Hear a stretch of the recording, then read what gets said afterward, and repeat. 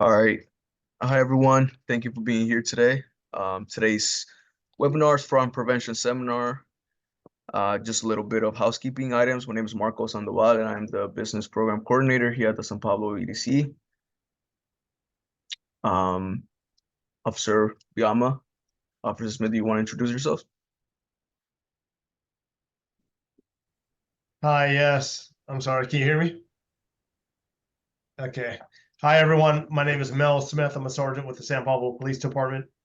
I've been a member of the police department for 16 years. I'm currently the community outreach and training sergeant. I work in the POP unit. Part of my responsibility is to work with the businesses throughout the region with everything from crime prevention to just basically everything under the sun. And it was my pleasure to tap on to Detective Biam and ask him if he would assist us with this period of instruction. So that's me, and thank you. Thank you for that introduction, Sarge. I'm Brian Biam, detective with San Pablo Police Department. I've worked here for 11 years, and we can get a little bit more into my background later on in our presentation.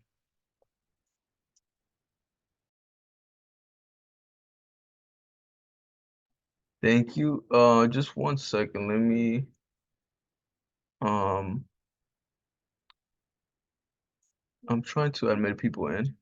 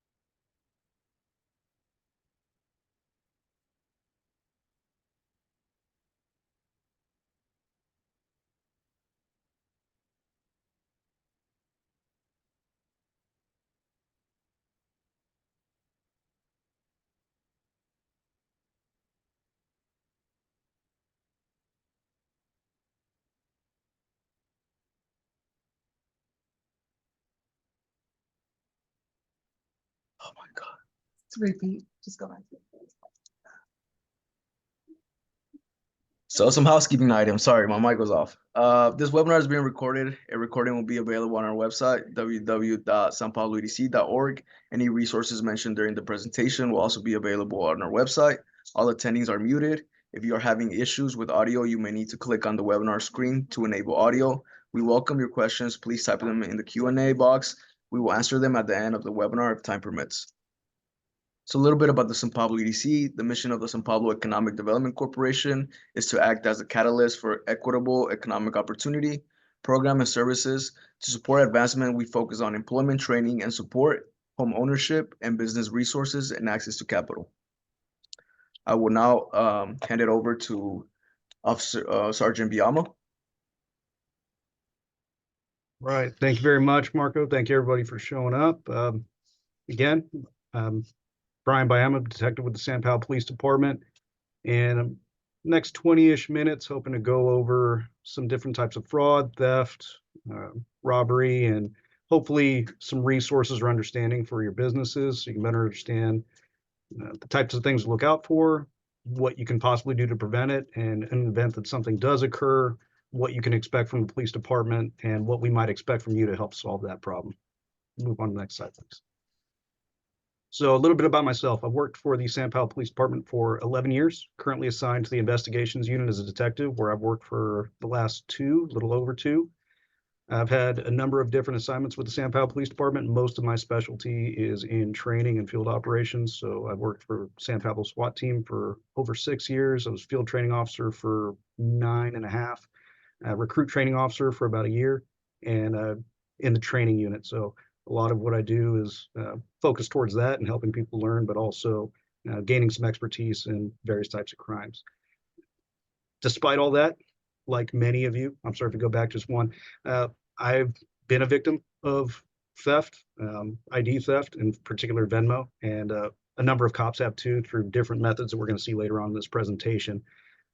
Now, if you could, quickly, we're just going to go over some brief explanations of different types of crimes, and you don't necessarily need to pay attention to the legal definitions or the penal code numbers, but through these, hopefully give you a better understanding of the types of crimes that we're looking out for, and maybe some things that would sound familiar and things that we can actually do something about to sort of shy away from any civil concerns, but actual criminal concerns. The first one, and probably the most common, especially during the holidays, is Penal Code 530.5, and that's your common ID theft. I'm not going to bore you with the legal jargon of exactly what that is, but this is essentially when somebody fraudulently takes identifying information from you, whether it be your credit card number, your banking number, your medical records, real estate records, anything of that nature. And it's a crime alone to possess that if you're not the person that it's actually associated to, but actually using that information is a separate crime. So it could be a twofold issue if you stumble across different types of actual identity theft. A good example of this would be, unfortunately, a really common one. Your car's broken into and they steal your wallet or your registration information or your insurance information. And based off that, they get your address, your name, and then all of a sudden you start getting a bunch of fraudulent bank accounts associated to you or new lines of credit associated to you that they've created because they now have a good address and a good name. Move on, next slide, please. So other types of fraud. Penal Code 530.2, this is essentially your defrauding. Arrangements are legally made or professionally made for some sort of service or financial exchange, and one of those parties has less than honorable intentions and essentially doesn't follow through on what is expected or entirely lies about the expected goods on your end. A good example of this would be a phone company, fraudulent phone company, calling in and making different sorts of promotions or deals. And it turns out that it's not a real company and they've now got your identifying information, or they're somehow using your name, representation of your money, and using it in some other sort of fraudulent behavior. Next slide, please. All right, so perhaps the most important thing for the businesses is how do you recognize these things, and hopefully in so doing kind of prevent it. If you do recognize this sort of suspicious behavior, what should you do? And if you do fall victim to it despite catching it, what can you do about it? That's hopefully what we'll answer by the end of this discussion. As we mentioned before, anybody can be a victim. I know it becomes sort of cliche to think that maybe just the elderly get fooled by this. Unfortunately, like I said, I've been fooled. You know, if you happen to be logging into different banking details and you accidentally connect to Wi-Fi, believe it or not, somebody can gather that information. So it might not ever even necessarily be that you gave somebody this information willingly so much as they sought it out. That's really common with teenagers too, always on their phones. But businesses, unfortunately, businesses are targeted just because of the amount of capital you guys bring in. And unfortunately, there's a sentiment that insurance will cover it. So you're not always considered a victim by the people that are perpetrating these crimes, unfortunately. Next slide, please. One of the more common ones we see in San Pablo is different skimmers. Essentially, these devices are used to scan your credit card details and then remotely ship that off to a receiver, which is usually in close proximity where your suspect or your individual is perpetrating the crime, will be collecting all of that data. It includes your PIN or your passwords of any sorts, as well as the card details and the actual magnetic identification on the back of the card. So essentially that's transferred to another card, and then they have access to your full accounts. As you can see from some of these examples here, they're pretty small and they're actually pretty easily recognizable as normal, authentic keypads or receivers. You have to sometimes pay attention, especially at the pump. We usually recommend that people try and shift around different parts of the PIN readers or the card readers to make sure that they don't come off too easily or there's no exposed wiring. Always pay attention to these stickers and decals that are placed over there by the business owner to make sure that it's been sealed by whoever services it. You guys as business owners obviously do routine checks on all of your different equipment, but unfortunately some of these These individuals can make pretty fast swaps by creating distractions within the store, and you might not even recognize it. So either you or your staff should always be on the lookout for anything that looks suspicious or doesn't look like it belongs or doesn't match with the other different types of machinery you have on site. Next slide, please. Again, more of these different skimmers. Sometimes it's not even a complete replacement. As you'll see up in the top left here, there's actually just a small additional device. And believe it or not, that's all that's needed to actually read your card. And there's a small transmitter there that will actually send that back out to a receiver, usually close by. Some of these are actually pretty deceptive and pretty involved. You'll notice in the middle here, that device that's actually slipped over the top is almost a factory device, just not for that specific ATM. And it's just been reprogrammed to actually become a skimmer. Next slide, please. Another common one, especially within the mail, is your check and receipt washing. And essentially all that really means is that there's an authentic card or an authentic check or authentic receipt or some sort of ledger, which somebody is, come into the possession of, and then they are able to cleanly remove the legitimate details off of that check and then replace them with whatever details they've deemed fit. Usually the amount and who the items to be paid to are swapped off. A couple of these examples down below are actually pretty hard to tell because the check itself is authentic, and you actually have to start paying attention to discrepancies in the handwriting and the signature, or maybe the ink doesn't look consistent across the entire check. Excuse me. Unfortunately, down at the bottom right, that check, although that's a bit more obvious with all the water smudges, that one did actually pass. Fortunately, it was only for $10, so we didn't have to worry too badly about it. But you'll notice some of the other clues aside from that sort of sloppy ink is the fact that it was written out as a cable bill, but it was only $10, which doesn't seem entirely consistent with today's pricing. We move on to the next slide, please. This is unfortunately another example of a bank check. These particular individuals were able to get a hold of actual bank ledger packets through some other form of theft, and they were able to rewrite a legitimate veterinary hospital check banknote with all of these relatively authentic looking watermarks and give themselves a new check for $1,200. Next slide, please. So what can we do about this? More often than not, your checks are being received and sent by mail, with the exception of some companies that will issue checks in person and expect you to go cash them. That's not entirely common now.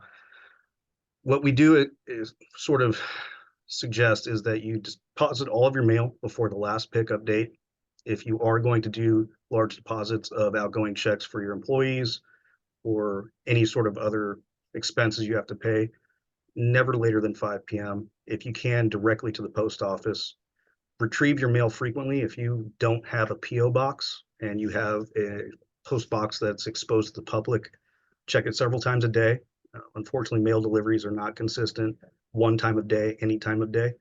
Always check your mailboxes anytime you have a free moment.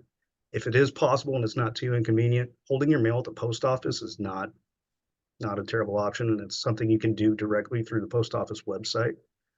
And if possible, go paperless. That obviously opens up another level of possible theft through electronic ID theft, but it does prevent things like check washing entirely if you're not actually sending the checks out. Next slide, please. Cash. We're becoming more and more a society that doesn't deal greatly in cash, but cash is still a hot commodity, and that sort of theft, unfortunately, has become one of the more dangerous ones. Is it's usually in person, usually it's some sort of threat. Usually in a retail environment, we're seeing that it's just taking tip jars or taking cash registers, which obviously with your personnel, your employees, that creates a good bit of risk for them as well.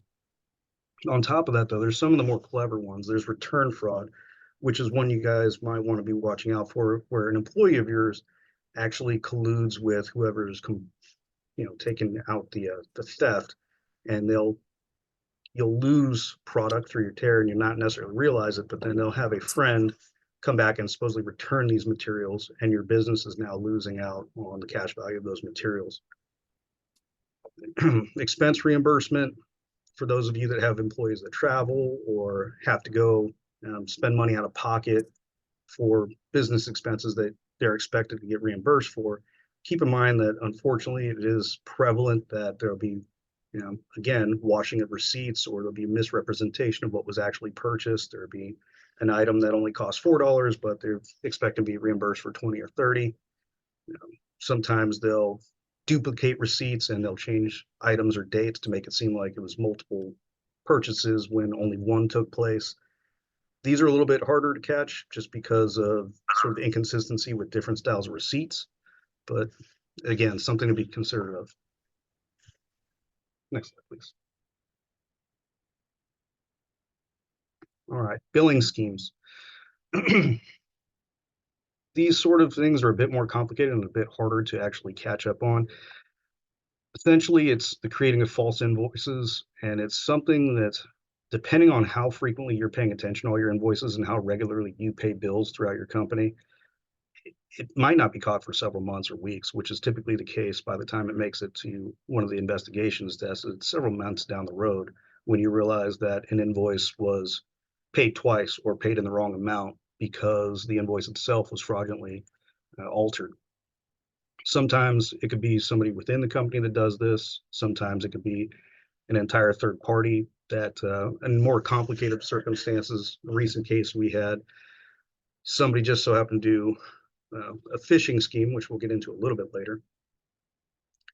Found out some identifying emailing information for one of the employees, found out that employee actually covered a lot of the invoicing, took an invoice, altered the invoice's routing and bank details so that although the business thought they were paying the correct ledger, and in their mind they were honestly paying their bills, all the funds actually were routed to an entirely separate account just because the ledger had been changed for the routing information. This can also be done with fake vendor accounts, creating seemingly legitimate businesses that you might recognize by kind of a similar name, and therefore accidentally paying people you have no intention of paying. Duplicate payments, sending the same invoice over and over and being able to duplicate whether or not that has been paid in your own records. Again, something to be cautious of. We already talked about check tampering and washing.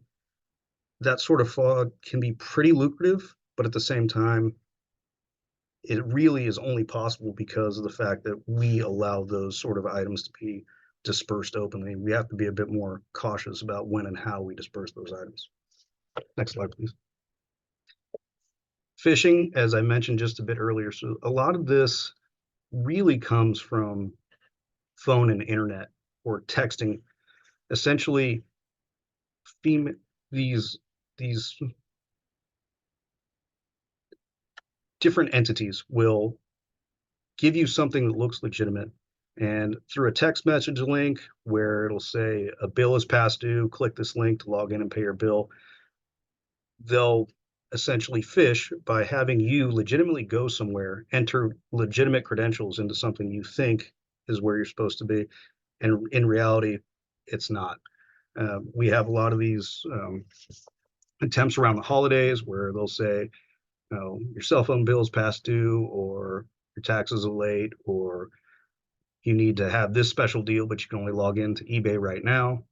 And the next thing you know, you've just given up a great deal of your identifying information without realizing it because you thought you were logging into a legitimate website. Another common scheme is your Nigerian letters or Canadian lottery. So named because at one point, receiving a letter from a wealthy Nigerian prince asking you to hold a large sum of money, and by so doing, you can take a cut and then send them the rest of the money back. It was a real common theme earlier in the 2000s. Just because it's so named doesn't necessarily mean that's always the case or that's how it's going to become about. But a lot of those false promises of, hey, if you hold on to this item for me of high value and then ship back the difference in value for your part, essentially what they're doing is they're giving you something that's fake, that has no real value, through a fraudulent account, through a fraudulent bank check, through fraudulent credit, and you give out your real money to them. And by the time your bank catches on to it, you are essentially out your money and potentially involved in different types of laundering. Different charities will pull similar schemes where it sounds like you are legitimately donating and you legitimately associate your IRS accounts to these different charities. And the next thing you know, you're just giving away money, or they've now linked themselves to your business and you're losing money you didn't realize. So good resource for that. CharityWatch.org actually will check the legitimacy of different charities and let you know what is or isn't something that you can be involved with. Next slide, please. Cash, for those businesses that are still doing cash exchanges on a regular basis. You have your own methods, I'm sure, of checking real currency, whether it be pens or different electronic scanners or just simply the feel or looking up and seeing the different watermarks. That being said, that's a whole class in and of itself that the Secret Service typically deals with personally.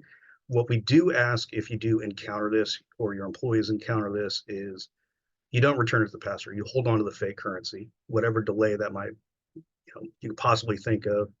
Hey, we just have to double check it. Sometimes the scanner doesn't work. Sometimes the pens don't work. Just give us a second. If you can, pay attention to what the passer looks like as closely as possible. If they do get suspicious and flee the area, pay attention to the vehicles they left in or license plates. Contact the local police department, us in particular.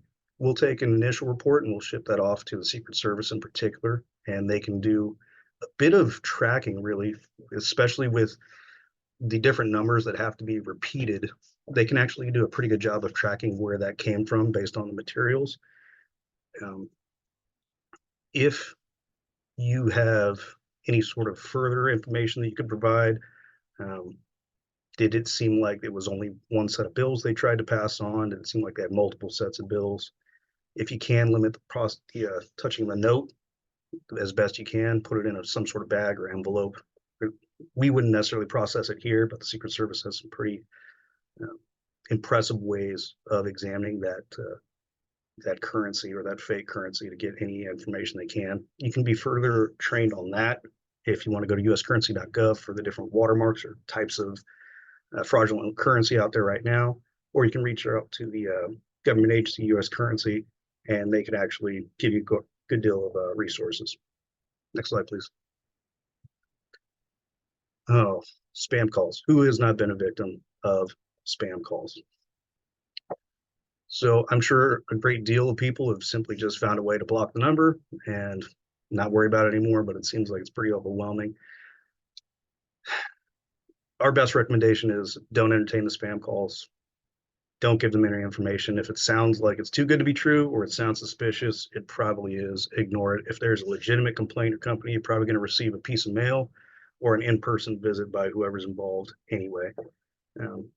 Keep in mind, a lot of this fraud is sometimes technically legitimate business, but it's pretty dodgy business practices with very aggressive sales pitches or phony threats, so to speak. They kind of, depending on business involved when it's touchy on whether it's actually criminal, but it's best to just not be involved entirely and avoid the call. Next slide, please. The ransom calls. Unfortunately, with our population having a lot of family that live out of country or out of state, these calls are pretty prevalent here. The reality is they're almost always entirely fake. Doesn't mean that you shouldn't take them serious and you shouldn't call the police. It just, to bring some sort of sense of closure, it is incredibly unrealistic in most cases to actually legitimately send off the ransom. And in the cases where we have had people send off a ransom, when we do track the number down, it's not a real number. And the number was last used far out of country, not close, just because they bounce around so much. Again, if it sounds like some sort of ransom or threat, contact the police. If things can be done to arrange something in public with the ransomer, we'll do that. But in general, stay calm and understand that the majority of the time, these are not legitimate threats. Next slide, please. All right, so one of the more common ones in our city, unfortunately, the standard theft, robbery, or burglary. So what exactly are the differences? For practical purposes, it doesn't make too much of a difference to you all, but hopefully over the next couple of slides, we'll have a decent understanding of some of the differences and what that might mean for the way we actually try and solve the crime or help you recoup any of your losses. 484 penal code essentially just talks about theft in general. It's an overarching penal code. There's more specific ones we'll use for later on in the presentation, but by and large, that's just general theft, taking a property that doesn't belong to you. Next slide, please. So robbery, that's a pretty common word. It's tossed out pretty regularly. Essentially, all we're really meaning is that personal property was taken from one person by another in your immediate presence, and some sort of force or fear was used against you.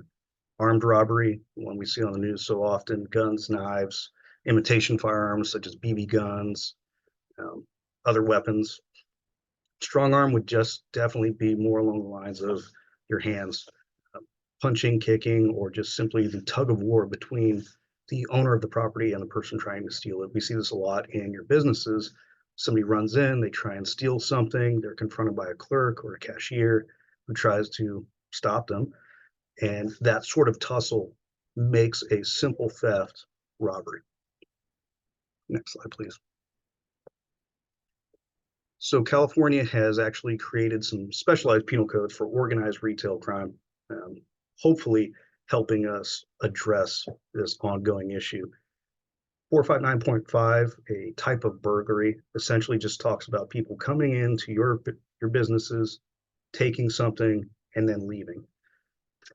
Essentially, that's shoplifting, and by and large, that's treated as a misdemeanor. However, in a more organized retail crime environment, that can be moved up to a felony charge, which is, again, not something you need to be too concerned with on your end, but for us, it's how we're able to delegate resources and address the issue based on the classifications.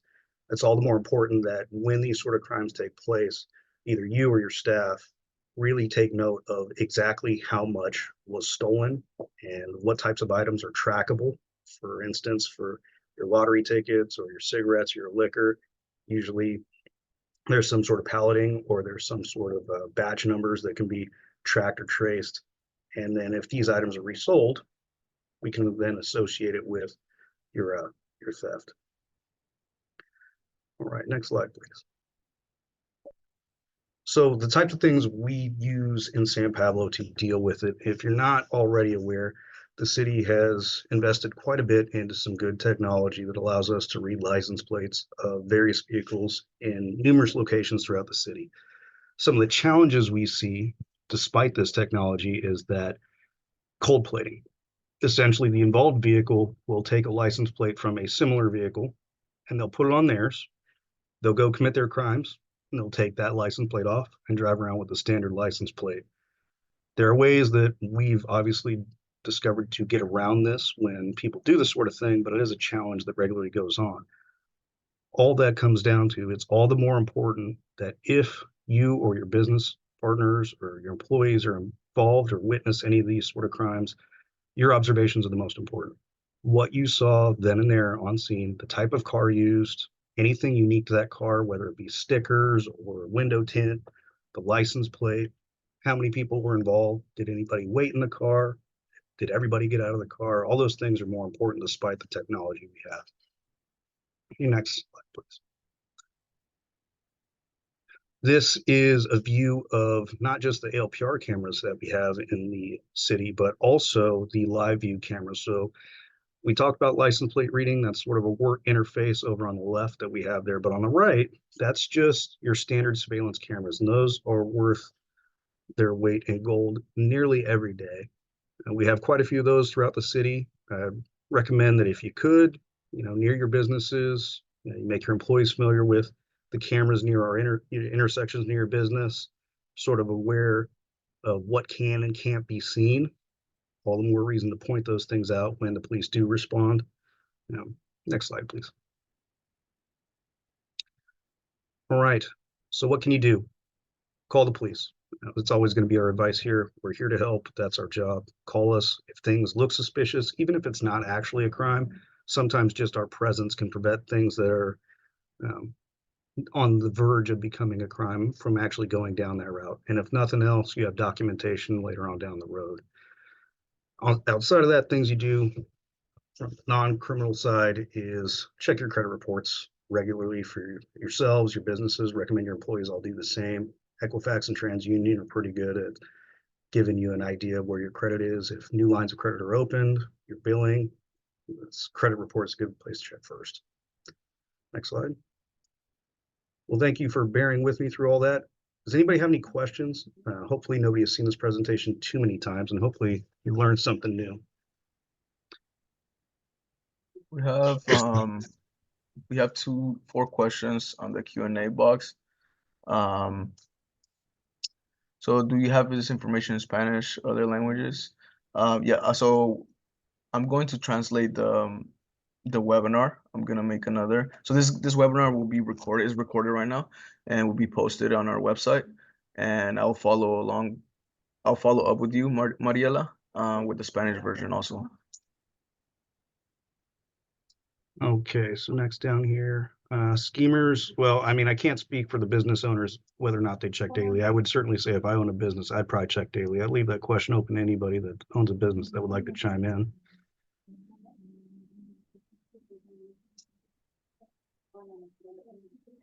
No.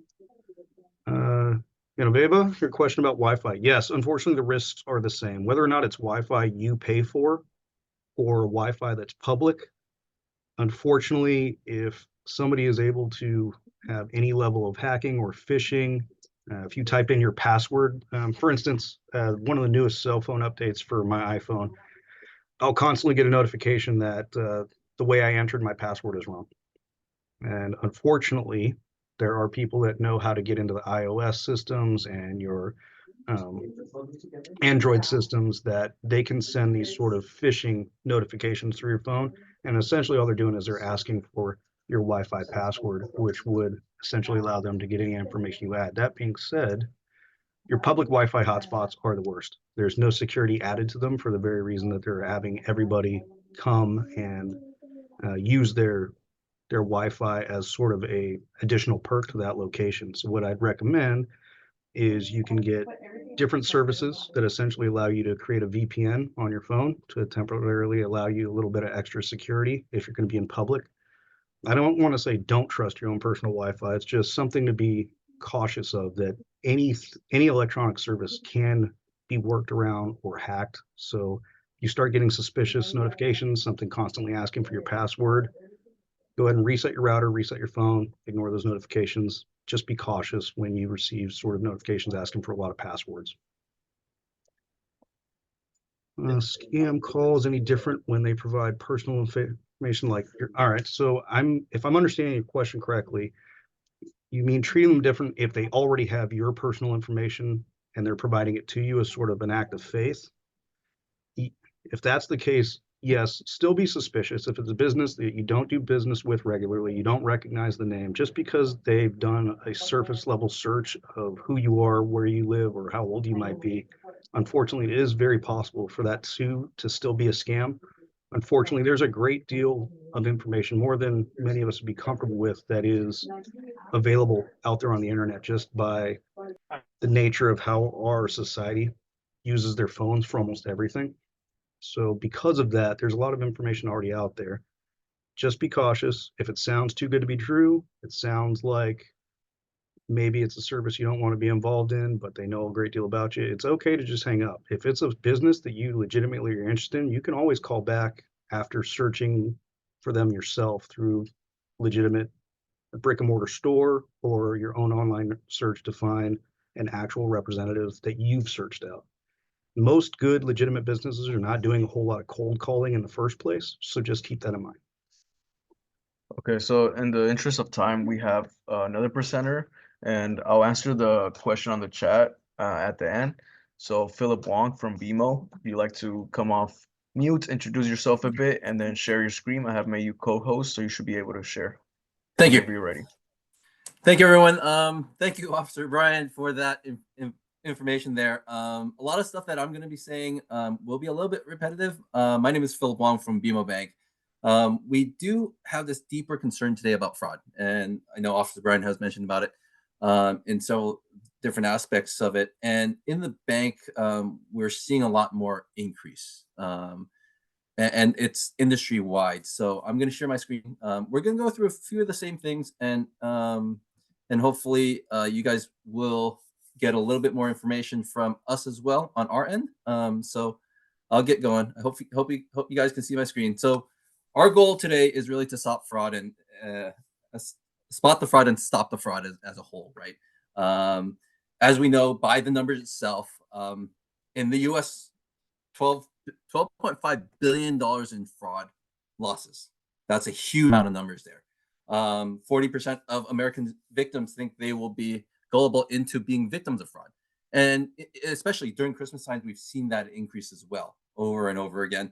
The multitude of scams, as Officer Brian did mention some of these, charity scams, carrier scams, QR code scams has been a huge increase today. Romance scams, computer virus scams, taxi scams. There's a lot more scams going out there today that actually impacts customers, and we're using our debit cards as well, a lot more. So just know these scams are actually indirectly affecting us, right? Your debit cards are linked to your personal accounts. So just be aware of those things. Fraud often starts with phishing, right? Phishing is the first one. Social engineering. They try to manipulate you, and you know, just to give up information, right? They're sending you email links. Those are types of phishing, which scammers are trying every single day. There's a new thing with the iPhone today where they're saying, hey, once you update, do the X, Y, and Z to prevent these types of things from happening. Changing your passcodes, and you know, something's wrong here. So watch out for those. I recently had a friend that actually got their phone hacked, and they were using actually Facebook to do it on a Facebook Messenger. Sent them a link and thought it was his friend. So just be aware of those things. You know, bank impersonations. This one's another one that's huge today. Bank impersonations, we see people trying to call you, right? And when you see it on your phone number, sometimes these numbers are actually from the bank. Make sure they are from the bank, because right now we're seeing numbers that actually are not from the bank that shows up. Scammers are getting smarter, right? So they're using different types of technology to actually try to lie to you. If it was, just make sure when they call you, if you answer, sometimes they're using voice recognition software. So watch out for those things. So backtrack. If the bank's calling you to say, hey, I'm going to hang up, I'm going to call you guys back. Be safe about it, right? If you're not sure. So just make sure you don't reveal everything on the first get-go. Make sure to call the bank back. Make sure it's them that they're trying to call you. Callback scams. That's another form of phishing where they're, you know, telling you to call back using some emails, or they're emailing you and say, hey, call us back. It's an emergency. Something's wrong, right? Officer Bryant did mention that as well. You know, a lot of these are very highly susceptible for people when they actually have these callback scams. Just watch out for those. I get a bunch of calls and someone say, hey, this is your bank calling, please call us back. I don't bother, just because I'm more concerned. I would call back what numbers that's on the back of your bank card, right? Or find your local banker, make a relationship with your local banker, and know their number as well. That's very key. All right. Investment scams, we've seen this through cryptocurrency. A lot of it is, hey, invest in this, you're going to grow your accounts 3, 5, 10, 20 times, right? These are a lot more lucrative to the scammer itself. It happens to more on the senior citizen side, so be careful for these. This is a CRA scam. This is in Canada, so you're not going to know about this one. IRS scams is huge. I've actually personally been a victim of an IRS scam. One day I actually was trying to file my IRS return. 2 days later, I actually received something in the mail that says, Philip Wong and Brian Richardson, and it was from a different state. So someone filed under the behalf of my name in another state. So which essentially what really happened was IRS actually notified me actually by mail as well. Just know IRS will not call you for money. They will not sending anybody to your door to get money from you, right? They'll send you a letter first before doing anything else. So just be aware of those things. Social media scams, as I said before, is huge. Peer-to-peer sales transaction. We've also heard some of our clients itself have been tricked into Facebook Marketplace. So just be aware of these. These are becoming more highly prevalent today. Social media is one place where they can get you. We go on Instagram, we go on TikTok, we go on all these different social media websites. Be careful, because anytime you're making a payment, just watch out. And of course, grandparents, make sure scams often happen to senior citizens a lot more. So watch out for these scams, especially with senior citizens. Renovation scams, there's a lot more things that are happening in renovation scam. Home renovations, they knock on your door and says, hey, I'm here to fix something. Or if you're renting a place, they say, I'm coming in to fix something. Especially small business owners, their owners might say, hey, I'm sending someone else to fix something. Watch out for those, because they actually can come in and not even fix the thing that you want, or something that's in your store, and they might actually come in and do something else. So watch out for those. Those are becoming huge as we see scammers getting smart. Just remember, scammers are coming to people's doors to really knock on their doors and pretend they're even PG&E people, right? Just watch out for those. Romance scams, these are been new, but kind of old and new at the same time, where you see people trying to scam people through romance websites. Those are a lot. Those have increased as well. They're trying to develop a relationship with you. I had a friend recently actually got fall victim. He was actually meeting someone and through the website and did not realize on the other side it wasn't a real person. It was actually an AI woman on the other side as they're meeting on video chat. So technology is actually getting smarter, and people are trying to utilize technology in ways to actually scam you. Some of the takeaways is really, as the banks, right, we really want you guys to be careful. When in doubt, always contact your local bank. BMO, we always say, look at the card on the back of your, look at the phone number on the back of your card. Those are always key. Keep informed. Read trusted news sites, and use websites with the actually secured aspect of it, and be skeptical. Trust your own gut as well. Those are very huge for as we talk about fraud today. And additional tips we can offer is authentication software. Two-factor authentication is always big, right? Watch out for those. Never give your password PIN to anyone. Install antivirus software onto your computer to scan for those things all the time. And make sure all your devices are up to date with the latest security software. Other things that we're seeing, especially in the bank side, and I'm going to stop sharing my screen. Some of the things that Officer Brian didn't mention is those check washing scams. We've seen an uptick of those, especially when people write out checks. I would highly recommend people stop writing checks today. Once that check's written out, and I see Officer Brian's face nodding right there. Once that check goes out, it's so hard for us as a bank to get that back. And granted, there is FDIC insurance, but as a small business owner, it falls under a different regulation called Regulation B. As a small business owner, it doesn't fall under the personal account. And once it goes out, that check, then we can't get it back. And when we can't get that check back, or we can't get those funds back, then you're out of your own money. Just be aware of that, because they'll duplicate that check and keep writing out of the same account once they get their first taste. And from that standpoint, that's why I encourage people, you go and do what it is, electronic payments. ACH is safer, because the banks will know where that money's going to, and we can ping that other bank and try to get that money back. If you're a business owner and you have multiple signers, ask the banks to do dual signers, and on that account, if one person initiates, another person actually goes in and double checks. Right? These are all safeguards that we want you guys to have, because as we see fraudsters, they're trying to get smarter. They're going through trash cans dumped for checkbook numbers and everything else. Right? Watch out.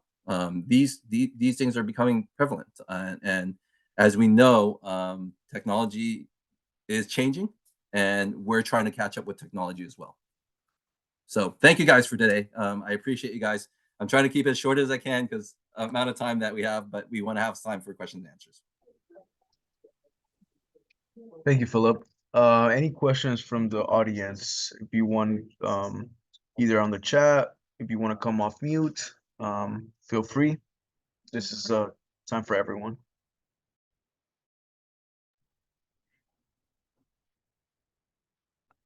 Mariela has a question. Yeah. Thank you. Thank you for this information. Well, my first language is Spanish, but I mean, I can understand English, but there's a lot of information. Like my brain is trying to process. I was a victim of fraud so many years ago, and it was a nightmare. It was a nightmare. But my question will be if, and in throughout the years also, I recently also bought some tickets and it was a scam, and hopefully I was able to cut that on time. Otherwise I would have lost like more than $3,000. But my question would be this: is there a way that we can report this to the police, and do you guys are cutting these people, or because it's kind of like when I talked to the bank, they told me that these people are doing this kind of fraud over and over again. So is there a way that the police or the system have to cut these people that are doing all of this?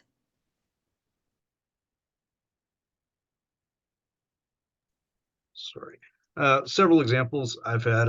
I've had a good deal of people that were committing check washing and receipt washing and ledger washing, and strangely enough, deeds to homes were being washed. And I've caught these people somewhat locally, several cities over. I've helped agencies across the country in New York catch individuals that, strangely enough, happen to be out here that were committing fraud for hundreds of thousands of dollars through different types of Bitcoin and money laundering for people outside the country. So the short answer, yes, it is possible for law enforcement to catch these people. However, I think the real truth of the answer that's probably going to be your reality is it is a very long, arduous process. It takes a lot of cooperation from banks. It takes a lot of federal resources once we start crossing state lines to actually get some sort of justice. Mr. Wong could probably attest to any law enforcement he's helped. Tracking money, especially Bitcoin or other electronic finances, is not fast work. There's a lot of protections by the very nature of those electronic finances that the users have legally that make a lot of red tape for banks and law enforcement to get through to actually track those funds. It is possible. That's the short answer. Absolutely, people do receive justice, but it is not fast and it's not particularly easy work. Hi, Brian. And to piggyback on that, yes, the bankers have gotten smarter. We have implemented a lot of different ways, even some of the ways that our money counters are catching fraud bills. But as check cashers come in, we double check on all the transactions. We've caught a few larger deals, even incoming wires into people's accounts, and so we are catching them. Even some of the software that's embedded into the banks have alerted us faster. Banks tend to now share about criminal activities together, which does help us be more alert, and it does help us work hand in hand with law enforcement agencies. But as we said, it does take a longer process. It does take for us to even disclose information, private information of who's being a victim as well, to law enforcement. That takes another layer of releases and things like that. So yes, we are catching them, but as I said, there's one thing that really is the hindrance: is technology is changing, right? And we have to be more vigilant, especially when technology is changing, and make sure you change your passwords quite often, and don't release any of your information out there. I try to tell my kids to do the same thing, but it's kind of hard because they're growing up in an age of cell phones. We're growing up in an age, we're changing, and every day we're using our phones for a specific purpose, right? Whether it's for your business, whether it's for your personal, right? Always use a certain type of layer of authentication. We can try our best, but at the same time, it does take a long time to catch these criminals. And then thank you, Philip. We have a question on the Q&A from Kieran Slaughter. Is the tap to pay the safest way to pay for gas or other items at the variety of different payment devices? Tap to pay. There's a lot more new skimmers out there. As Officer Brian did point out some of those aspects with skimmers. They're, some of them look real, some of them attached to these things are very, very like real types of devices, right? So at times I tell people be careful. Even at times I tell people do not use your debit cards on transacting. Use a credit card, because credit cards are not directly linked to your bank accounts where they're going to pull out money. And they do have a safeguard, including some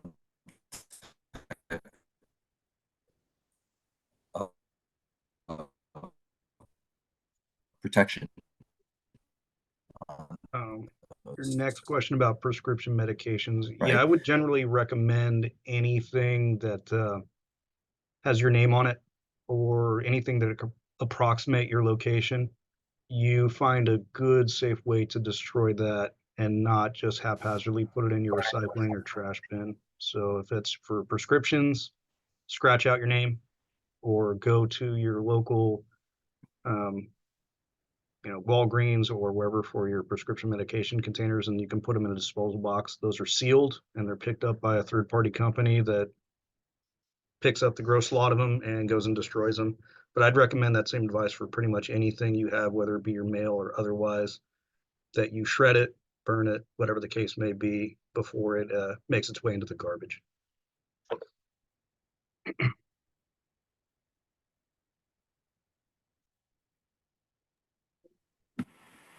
I like the burning aspect of it. Agreed. There's no chance of piecing it back together if somebody wants to be thorough. Anyone else? Any more questions? The audience are eager to ask.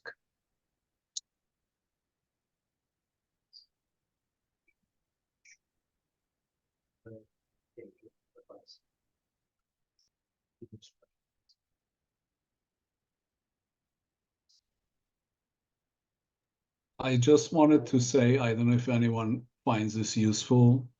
I recently signed up for Google's identity theft, and it goes threats the internet and removes my name and address from the dark web, from anywhere on the visible internet. I just had I pass that along.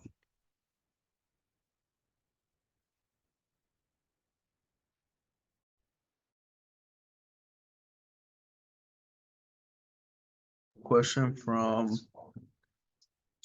we have a raised hand from Mariela.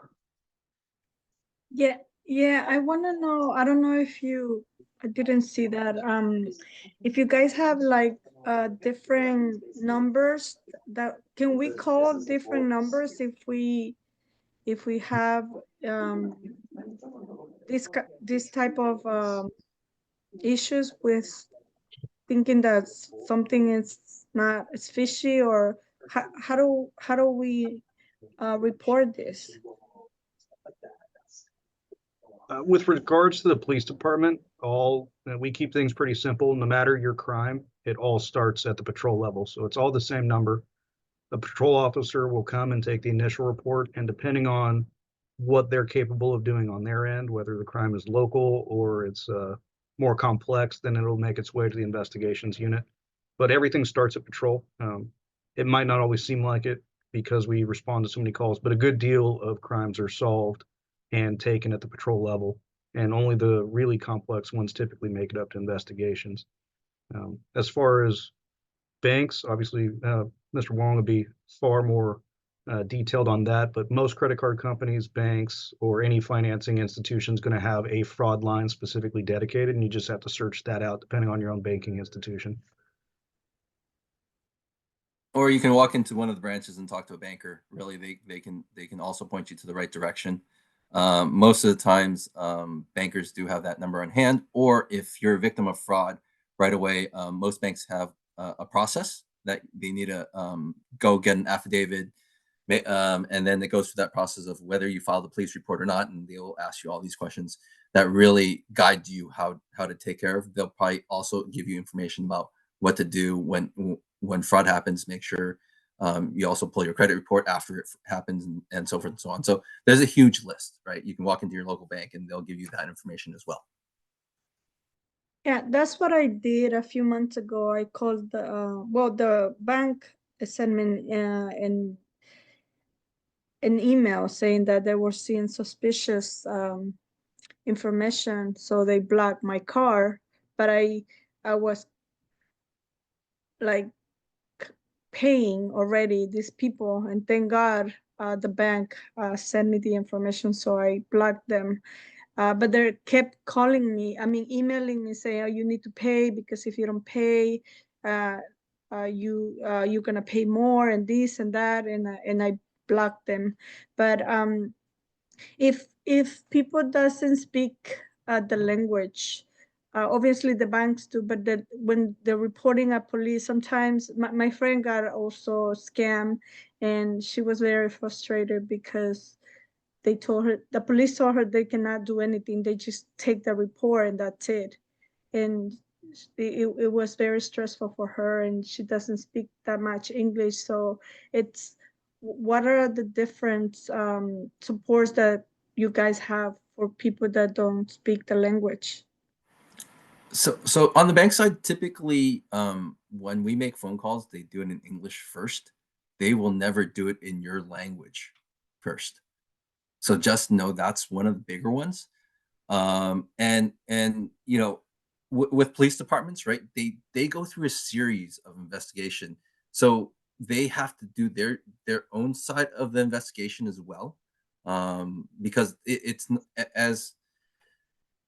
as we put it, right? Fraud takes a long time, right? And if they have similar cases that actually stack up together, they have to be on the same page of looking at how this fraud's happening and why and things like that and where it's happening, right? It's not a simple thing. Even multiple banks being involved in fraud cases, sometimes we look at it, and when we give officer information, they have to go back and work with their detectives. It's a long-term process. It is stressful. Trust me, being a victim of fraud is very stressful, and I was a victim of fraud, and I know some people here have been too. It's a very stressful ordeal to go through, and so that's why we're talking about it today. It opens up doors where, trust me, it's not as simple as, hey, they're just going to take a report. It's not as simple as that, because they have their ways of handling it. We also, as a bank, we have our ways of handling, right? But just know, banks will not call you in your own language, and when it comes down to it, right? Unless you state up front that you want it in that language. But most times, I can tell you, banks will not call you in that language, and you should call your bank back. Always, if they're going to call you in that language, hang up on them and then call your bank back, right? And ask for a specific translator. You go through, on the back of your ATM card, right? There is a number. Call that number and say, I want a Spanish speaker. They will get you to the right department. But banks will never call you in Spanish or in another language. Just be aware of that.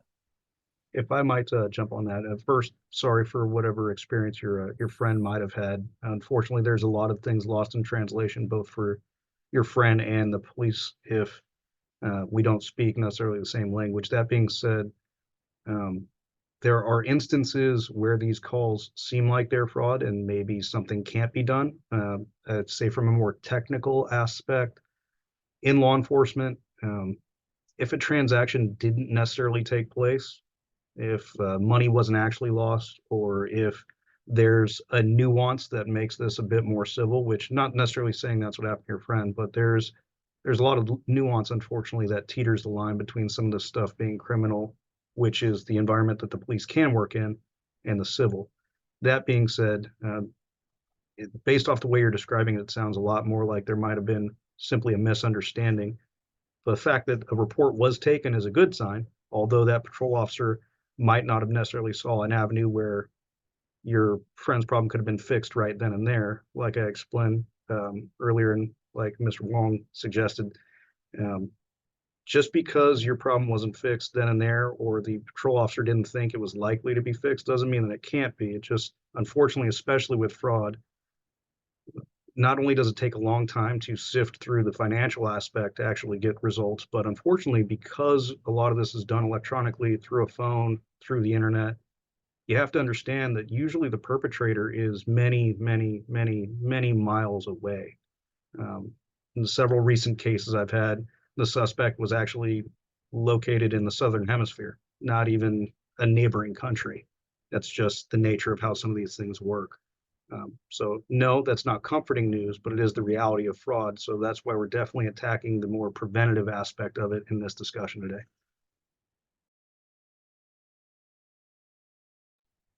Thank you, gracias.